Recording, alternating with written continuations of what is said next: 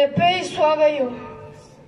Казват, че с тази песен Левски е вървял към бесилото в онова мразовито февруарско утро преди 1873 години.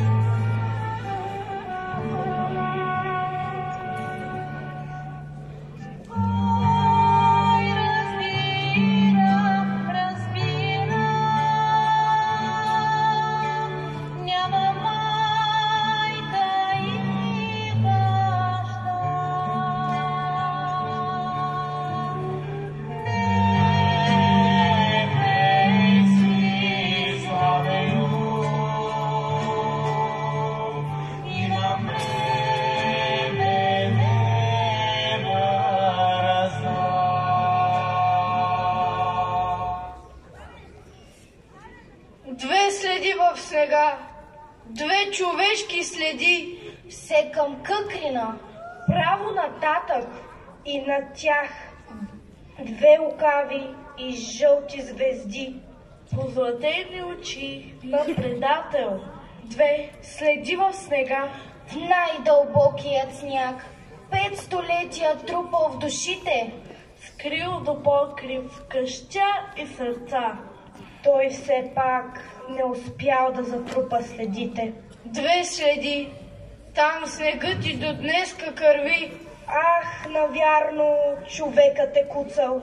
Знаел той, имал сумът и път да върви от въжето до моите внуци, от султанския съд, чак до моята душа.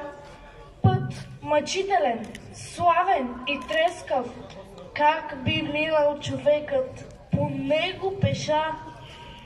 Пък дори да се казва и Левски, как би минал по него с раздадена кръв, с дух раздаден и сетне възкръснал? Пък дори не човек да се казва, а лъв, не апостол, а Бог да е кръстен.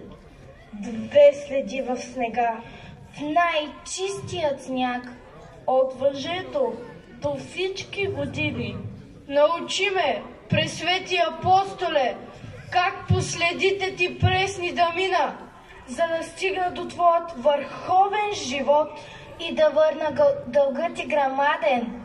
10 гроша взел заем от своя народ. Ти тях си записал в тефтера жесток. С тях си купих маслинки. Бях гладен. По-малко себе си, повече народа да съхраним, да не бъдем безчувствени, пред очите разплакани, да си кажем кривиците и напред да вървим. Трябваш ни, дяконе!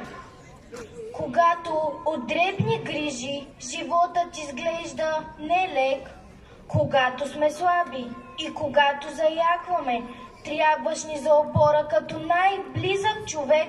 Трябваш ни, дяконе, за да се научим своята работа да вършим сами и вече нищо наготово да не чакаме, да не газим в бита, а в своите пориви да летим.